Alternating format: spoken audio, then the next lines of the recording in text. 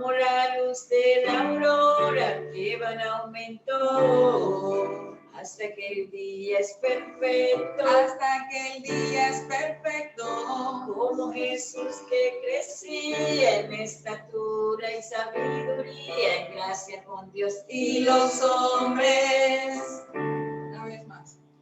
Como la luz de la aurora que va en aumento, hasta que el día es perfecto, hasta que el día es perfecto, como Jesús que crecía en estatura y sabiduría, en gracia con Dios y los hombres. Como la luz de la aurora que va en aumento, hasta que el día es perfecto, hasta que el día es perfecto, como Jesús que crecía en estatura y sabiduría, en gracia con Dios y los hombres. Y quiero empezar hablando algo que me parece súper interesante en esto de la vida de Jesús y de la gran comisión, tiene que ver con la percepción del tiempo. La percepción del tiempo tiene una connotación y es que hay una percepción subjetiva del tiempo. Y quiero que en esta mañana me escuches bien este concepto, porque esta es la base de lo que quiero que el Señor hoy deje muy claro en tu corazón. Es algo muy sencillo. ¿Cuál es el éxito o cuáles son los principios para que una transición sea exitosa? Y tiene que ver mucho con la percepción del tiempo, pero no solamente con la percepción real del tiempo, sino también con la percepción subjetiva que nosotros tenemos del tiempo. El tiempo es el mismo para todos. Todos tenemos el mismo tiempo, pero la forma en que nosotros percibimos varía en función de muchos elementos. Yo creo que hay transiciones muy difíciles. Hay cambios en nuestra vida que son muy difíciles. Por ejemplo, para mí ha sido muy difícil la transición de la iglesia. Los meses que hemos durado todavía sin podernos ver como nosotros quisiéramos vernos. Y esa percepción del tiempo es que para mí parece que hubiese pasado un día la última vez que te vi, que te abracé y que te besé. Pero probablemente a veces yo puedo percibir como si hubiese pasado mucho tiempo que no te he visto o que no te he podido abrazar o que no he podido escuchar tu voz. Así que la percepción del tiempo puede ser objetiva, pero también puede ser subjetiva. Y Génesis capítulo 8, versículo 22 nos habla de ese tiempo. Y yo quiero que me acompañes a buscar Génesis capítulo 8, versículo 22. Tal vez en alguna ocasión lo hemos leído, pero para el tema de hoy me parece interesante que podamos ir a Génesis capítulo 8, versículo 22. Dice Génesis capítulo 8, versículo 22. Mientras la tierra permanezca, no cesará la sementera y la siega, el frío y el calor, el verano y el invierno, el día y la noche. Y quiero hablar de este tiempo porque tiene que ver con 24 horas, pero también tiene que ver con los 360 días del año. Nosotros tenemos invierno y verano y siempre vamos a tener ese ciclo, invierno y verano. En un tiempo estamos en invierno, en otro tiempo estamos en verano. Pero de un tiempo vamos a pasar al otro. Y en la medida que vamos avanzando en edad, vamos entendiendo que el tiempo vuelve, que los tiempos regresan, que los tiempos no se estacionan. Pero anteriormente los antiguos no tenían formas de medir el tiempo. Ellos no tenían un reloj, ellos no tenían un calendario. Ellos solamente podían decir como eventos. Bueno, esto sucedió antes de o después de. Antes de que tú nacieras, después de que tú naciste. Porque para ellos el tiempo era relativo, no era como para nosotros que hoy tenemos un calendario y tenemos un reloj y tenemos formas de medir el tiempo. Nosotros sabemos que hoy estamos en noviembre y que hoy es 8 de noviembre. Para nosotros eso es claro, para ellos no era así. Ellos entendían el tiempo de una manera relativa. Pero Génesis capítulo 8, versículo 22 nos está hablando de un tiempo que se mueve en forma de ciclos. Hoy estamos en verano, en los próximos meses estaremos en invierno, luego pasamos a verano y luego invierno. Estoy hablando aquí de nosotros en la costa. Nosotros tenemos esas dos etapas y ese ciclo. Bueno, ya se acabó el invierno, entonces viene el verano, ¿ok? Pero también el tiempo se puede medir de manera progresiva. Por ejemplo, anteriormente, en el tiempo pasado, por ejemplo, mi mamá terminó hasta cuarto de primaria, pero su tiempo progresivo es que empezó aquí, pero terminó acá, o sea, progresó. Hay un tiempo que habla de temporadas, y hay una canción que dice en cada temporada, porque hubo un tiempo, ¿verdad? Pero ese tiempo terminó y ahora ese tiempo terminó, pero ella puede ver que ese tiempo continúa. Entonces, como un tiempo progresivo, parece que fuera como un tiempo lineal. Entonces, ella no terminó el bachillerato, pero sus nietos fueron a la universidad. Entonces, fue un tiempo progresivo, porque aunque no tiene fecha exacta, sucedió en el tiempo. Anteriormente no se iba al colegio o no se iba a la universidad, pero ahora sí. Entonces, empezamos en una etapa, pero terminamos en otra. Y este tiempo subjetivo también habla de mejoramiento. O sea, antes no tenía algo, pero ahora he mejorado. Entonces, antes no podía leer, pero ahora puedo leer. He progresado. Entonces, no es tan calendario, pero sí es un tiempo subjetivo de progreso. ¿A qué quiero llegar con esta introducción y este punto tan importante? Que nosotros debemos entender la temporada en la que estamos, porque en cada temporada tenemos algo que hacer. Y yo he escuchado demasiado, no sé cuántas veces he escuchado en esta temporada que las personas se han desanimado con el Señor, que las personas no tienen una vida espiritual porque están esperando que exista una reunión, que haya un templo físico, que haya un lugar, porque condicionaron su crecimiento espiritual a un templo. Y nosotros debemos entender la temporada en la que estamos. Y cuando estamos en esa temporada, debemos pensar que estamos en un tiempo progresivo. Antes estábamos en un nivel, vamos a otro nivel, pero está relacionado con el concepto de mejoramiento. ¿Qué oportunidad tengo ahora para mejorar en esta temporada? Entonces es muy importante para nosotros tener éxito en la transición, reconocer, aceptar, asimilar la temporada en la que me encuentro. No estoy en la misma temporada, las cosas no funcionan igual. En esta temporada hemos perdido gente, pero en esta temporada hemos ganado gente.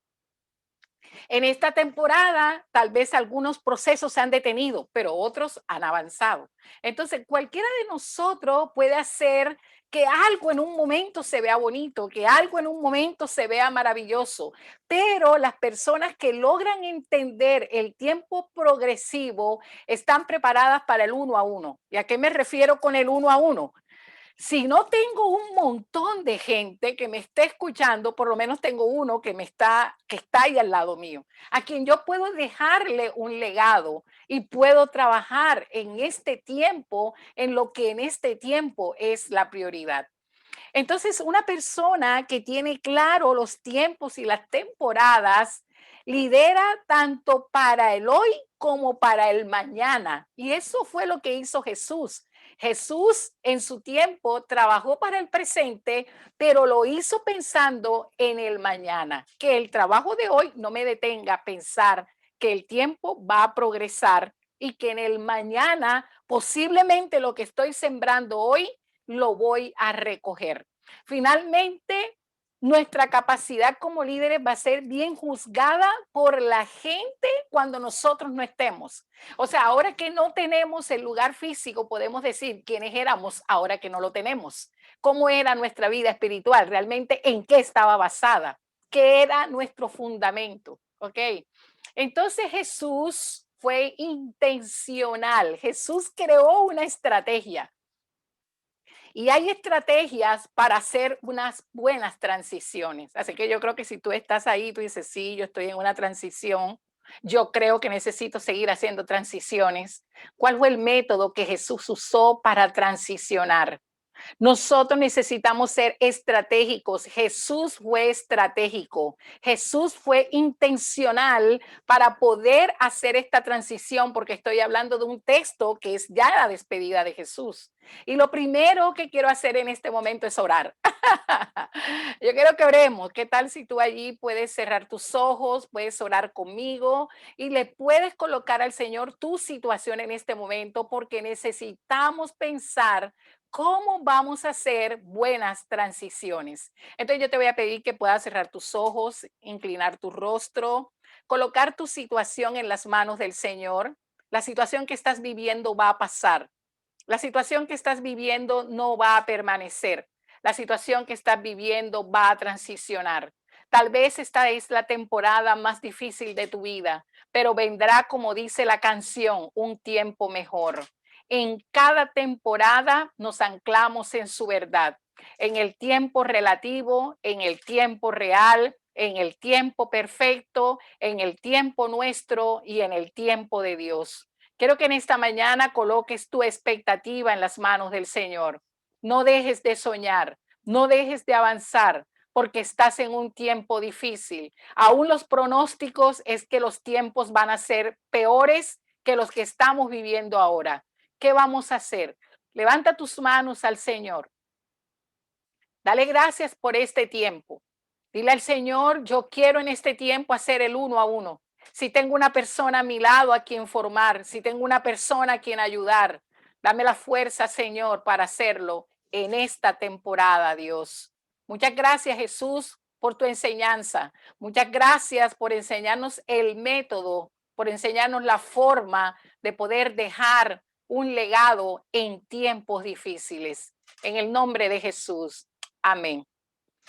Y hablando de tiempos, no es lo mismo pasar un segundo comiéndome un helado que pasar un segundo sentado en el fuego. Jamás. La sensación es completamente diferente. No es lo mismo pasar una hora con unos amigos riéndonos que pasar una hora estudiando para un examen. Por eso el tiempo tiene esa connotación de relatividad. El tiempo agradable, el tiempo desagradable.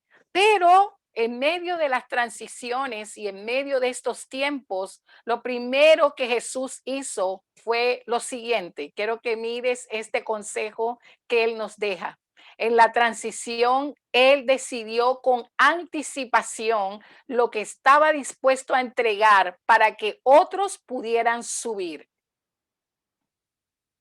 ¿Ok?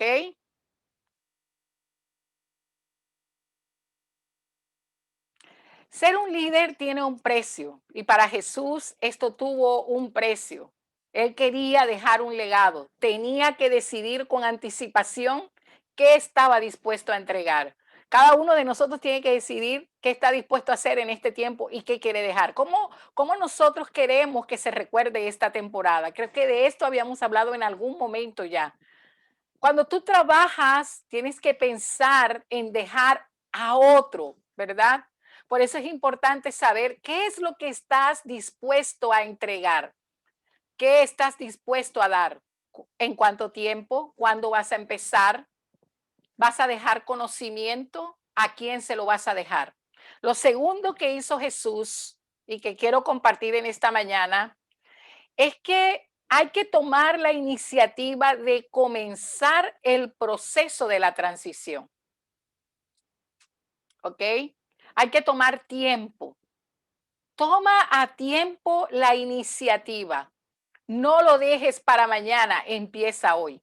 Bueno, por ejemplo, nosotros estamos aquí, Dios puso en mi corazón una semilla. Tal vez la semilla que está en mi corazón es una semilla muy pequeñita, pero yo aquí estoy con un equipo. Aquí está Brian, aquí está Juan, aquí está Pamela. Y hay un equipo fuera que también está apoyando, hay un equipo que trabaja. Es un equipo muy grande para lograr una transmisión como esta. Pero la pregunta en esta mañana es, ¿he tomado a tiempo la iniciativa de comenzar este proceso? Hay que ser intencional. Queremos que la visión que tenemos en este momento se muera con nosotros. Yo quisiera que tú copiaras eso en alguna parte. ¿Será que la visión que yo tengo se va a morir el día que yo me muera? ¿O la visión que yo tengo trascenderá a mi vida y podré dejar a alguien que la pueda continuar? ¿Será que en mí tengo la posibilidad del uno a uno, de que alguien pueda aprender, de que alguien pueda conocer? Si queremos dejar de lo que el Señor nos ha dado a nosotros, sea de nuestra profesión, sea de nuestro conocimiento, sea de nuestro llamado, sea de nuestro sueño, tenemos que iniciar ese proceso y entre más temprano mejor. No tiene edad. Tanto jóvenes como adultos. No podemos esperar llegar a ser adultos. Un joven puede tener una gran iniciativa. Recordemos, los discípulos, la mayoría de los discípulos que caminaron con Jesús eran jóvenes. Y habrá momentos en que vamos a tener que luchar para tomar a tiempo la iniciativa, porque nosotros somos acumuladores de conocimiento. Nosotros acumulamos tesoros. Nosotros tenemos un conocimiento, un tesoro, y nos cuesta trabajo darlo, porque a veces nosotros tenemos esa dificultad de controlarlo todo. Los seguidores de Jesús no tenían la agenda de Jesús, pero Jesús les enseñó su agenda. Por ejemplo, podemos encontrar a Santiago y a Juan. En Marcos capítulo 10, ellos le dicen a Jesús, concédenos que en tu gloria nos sentemos el uno a la derecha y el otro a la izquierda. Y Jesús le dice, no, ustedes no saben ni lo que están pidiendo. Eso no es decisión mía, esa es decisión del Padre, pero esa era la agenda que ellos tenían. Y también Pedro tenía su agenda. Cuando Jesús anuncia su muerte, Pedro le dice, Pedro lo coge y se lo lleva hacia aparte, dice la palabra, y le dice, no, Jesús, ¿tú por qué estás hablando de eso? Tienes que tener compasión de ti, en ninguna manera, esto no te puede acontecer. Y el Señor Jesús le dice le dice, quítate de mí, delante de mí, Satanás. Los discípulos de Jesús tenían su agenda, ¿ok? Jesús trabajó para poder dejarles su agenda, ¿ok? Tuvo que estar con ellos. Entonces nosotros debemos conocer la meta que tenemos con cada persona. El proceso debe ser intencional. Una buena transición, quiero compartirte este principio para ti, que Dios te ha dado un don, te ha dado una posibilidad de hacer algo, puedes cantar, puedes adorar, eres un buen orador, eres una persona que puedes desempeñarte muy bien en un área de tu vida. Recuerda que una buena transición requiere selección de gente adecuada y el proceso de desarrollo correcto para esos individuos. Hay que seleccionar a esas personas. Jesús escogió cuidadosamente a los que iban a llevar su legado. La escritura dice que él intencionalmente escogió a 12, a los 12 que él quería, pero la palabra dice que fueron, que él, esa noche él estuvo orando toda la noche y que al amanecer él tuvo revelación de quiénes iban a ser esos 12, ¿ok? Pero no los trató a todos por igual. También tuvo en cuenta sus capacidades, pero él tenía un proceso de desarrollo para cada una de esas personas, ¿ok? Entonces prepárate para pasar bien la batuta, si se la vas a pasar a un hijo, si tú crees que se la vas a pasar a tu hijo mayor, pero resulta que el menor fue el que captó la visión y a él le puedes pasar, o a tu hermano, a un amigo. Tú tienes que elegir a quién le vas a pasar esa batuta para que tú puedas hacer una transición exitosa. Que el día que tú te vayas no recojan todo, lo metan en una caja y se lo lleven a una fundación. Porque el día que tú te vayas, entonces todo el mundo llegue y cambie todo, porque nadie se comprometió ni con tu espacio y a todos les parecía que donde tú estabas eso no había tenido ningún cambio. Hay que prepararse, hay que preparar sucesores. Eso es una obra de arte, como lo presentó Jesús. Preparar sucesores es una obra de arte y no siempre es un proceso tranquilo. Tal vez en esta mañana nosotros podemos ver que después que Jesús partió, dice la palabra que Pedro y Juan y Santiago regresaron a pescar. O sea, ellos dudaron y ellos dijeron, bueno, Jesús partió, ahora nosotros vamos a seguir con el trabajo que teníamos anteriormente. Y eso se debe a lo cíclico. Es decir, vivimos en ciclos. Entonces digo, bueno, ya Jesús se fue, pues yo regreso a lo que hacía anteriormente. Bueno, ya no hay templo, entonces yo no tengo por qué seguir en una disciplina espiritual. Pues ya no hay a quien rendirle cuentas, entonces pues yo no tengo obligación de hacer esto o aquello. Eso le sucedió a Pedro, a Juan y a Santiago. Ellos se decepcionaron cuando Jesús murió y ellos decidieron nuevamente seguir a pescar. Pero la idea de Jesús fue dejar un legado. Entonces miremos el siguiente consejo. Jesús vio ante la tarea de cambiar las vidas de las personas miles años después de él y lo consiguió. La visión de Jesús era, yo tengo este plan, yo tengo este proyecto y este proyecto es para alcanzar vidas de miles de años después. ¿Y cómo lo hizo? No escribió un libro. A veces nos dicen, bueno, si tú quieres dejar un legado a tus hijos o a alguien, tienes que escribir un libro. Jesús no escribió un libro. Tampoco construyó templos ni construyó escuelas. Yo estaba pensando esta mañana, Jesús, tu método fueron las personas. Tu método fueron los que estaban cerca de ti. Ellos fueron los que fundaron, ellos fueron los que hicieron, ellos fueron los que construyeron. Ellos fueron los que escribieron, pero Jesús no escribió. El método de Jesús fue tocar su vida. Vamos a seguir viendo el método de Jesús para que tú lo puedas implementar con tus hijos, con tus nietos, con tus sobrinos, en tu casa. Tú tienes que pensar que todo no va a quedar escrito, porque mucho de eso es a partir de las relaciones. Jesús decidió depositar su legado sobre las personas. Para él, lo más importante era tener un grupo pequeño a su lado. Sin embargo, cuando nosotros vemos en las escrituras que Jesús también tuvo una gran multitud, 5,000 personas, si leemos bien el texto, dice que cuando la fue a alimentar, la separó en grupos pequeños. A Jesús le gustaban los grupos pequeños. Porque dice que cuando fue a repartir los panes, las personas fueron divididas en pequeños grupos.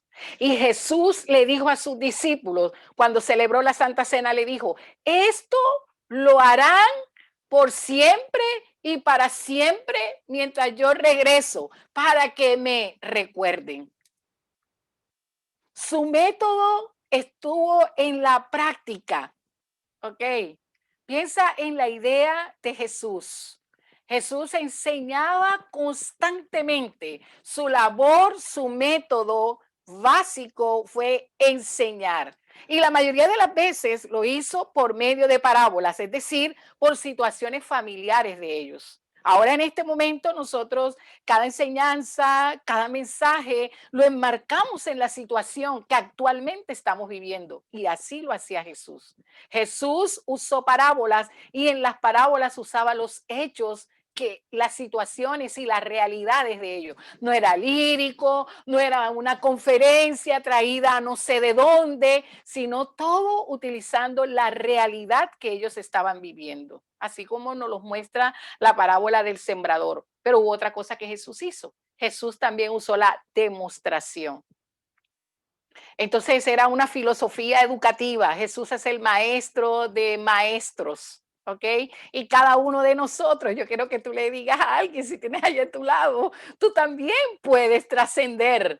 Tú no vas a vivir solamente los años que estés aquí en esta tierra. Tú también puedes enseñar a otros. ¿Tú sabes orar por los enfermos? Ora por los enfermos y pídele a alguien que te acompañe, porque el día que tú no estés, esa persona va a entender cómo es. Porque orar por los enfermos también se requiere una práctica hasta que nosotros aprendemos exactamente qué es lo que la Escritura nos dice sobre cómo orar por los enfermos. Así que Jesús utilizó la demostración. Y quiero que mires esta frase que dice, pero Jesús compartió su vida con quienes eligió para su transición, haciéndolos parte de su tarea.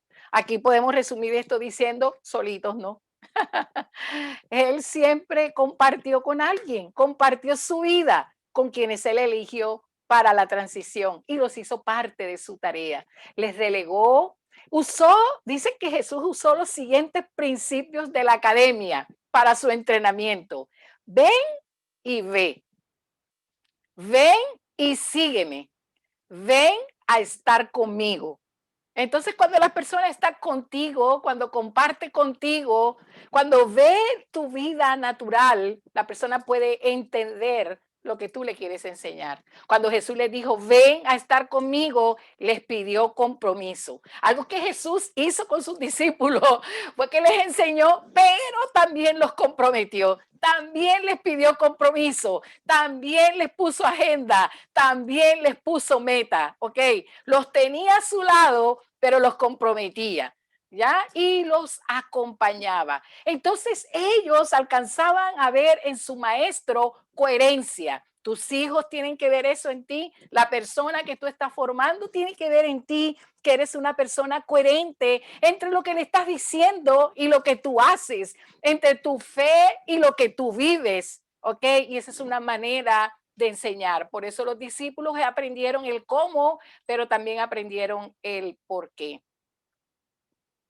Y Jesús les enseñó también por medio de la experiencia. Después de que Jesús los había modelado en su liderazgo, enseñando verdades espirituales, no se olvidó de ellos y siguió adelante. Les puso gradualmente en posiciones de liderazgo. Por ejemplo, si tú tienes un negocio, tu hijo ya aprendió a trabajar contigo, entonces poco a poco tú le vas delegando y lo vas colocando en la posición en la que tú crees que él puede asumir. Entonces Jesús les puso gradualmente en posiciones de liderazgo y independientemente les dio una experiencia valiosa. Entonces Jesús les dio a sus seguidores la oportunidad de practicar lo que les había enseñado y de practicar el liderazgo. Les dio esa oportunidad. Y el último consejo que tengo en esta mañana, con el cual vamos a orar hoy, porque la palabra de hoy está relacionada con el tiempo que actualmente estamos viviendo. Lo segundo que Jesús implementó fue el análisis. Jesús evaluó. Él evaluó repetidamente el progreso de los que estaban a su lado. Jesús evaluó cómo iban. Yo te pido que me acompañes a Lucas capítulo 10. Dice que les dio instrucciones respecto a las prioridades, celebró con ellos, pero Jesús también los analizó individualmente a sus discípulos, lo cual incluía una evaluación específica de su carácter y de sus capacidades. Entonces miremos lo que dice Lucas capítulo 10, versículo 17, y me gustaría que tú lo leyeras porque nosotros tenemos una dificultad como seres humanos y es que nos cuesta mucho, tal vez en algunas ocasiones, ir cediendo parte del liderazgo o parte de la posición que nosotros tenemos. Entonces morimos y nuestros hijos no saben ni dónde está guardado el testamento, porque nunca les dejamos la oportunidad de que de tener la llave. Nos vamos y nadie sabe dónde está la plata. Nadie sabe dónde quedaron los zapatos. Nadie sabe dónde quedaron las cosas. Y en este tiempo que no sabemos, de pronto en algún momento nos tienen que llevar a la clínica y nadie sabe dónde están las batas de dormir. Nadie sabe dónde guardan las cosas porque no le dimos la oportunidad de tener liderazgo, no saben manejar tu carro, no saben cómo cerrar la casa, la clave de tu caja fuerte, porque de ahí hay que sacar el dinero para ir a pagar la hospitalización. Entonces en Lucas capítulo 10, versículo 17, Lucas capítulo 10, versículo 17 dice, volvieron los 70 con gozo, diciendo, Señor, aún los demonios se nos sujetan en tu nombre. Y les dijo, Jesús dice, yo veía a Satanás caer del cielo como un rayo. He aquí os doy potestad de hollar serpientes y escorpiones y sobre toda fuerza del enemigo y nada os dañará. Pero no regocijéis de que los espíritus se os sujetan, sino regocijaos de que vuestros nombres están escritos en los cielos. En aquella misma hora Jesús se regocijó en su espíritu y dijo: yo te alabo, oh Padre, Señor del cielo y de la tierra, porque escondiste estas cosas de los sabios y entendidos y las has revelado a los niños. Sí, Padre, porque así te agradó. Todas las cosas me fueron entregadas por mi Padre, y nadie conoce quién es el Hijo sino el Padre, ni quién es el Padre sino el Hijo, y aquel a quien el Hijo lo quiera revelar. Y volviéndose a los discípulos les dijo aparte: bienaventurados los ojos que ven lo que vosotros veis, porque os digo que muchos profetas y reyes desearon ver lo que vosotros veis y no lo vieron, y oír lo que oís y no lo oyeron. Ellos habían tenido el privilegio de ver, habían tenido el privilegio de oír, habían tenido el privilegio de estar cerca. Y él oraba al ver cómo ellos habían avanzado al lado de él. Él oraba al Padre y le daba gracias porque ellos habían aprendido. Y aquí Jesús evalúa, ellos vienen felices, pero Jesús les dice: qué bueno por todo lo que han hecho, pero lo más importante es que ustedes estén seguros que tienen la salvación. Y quiero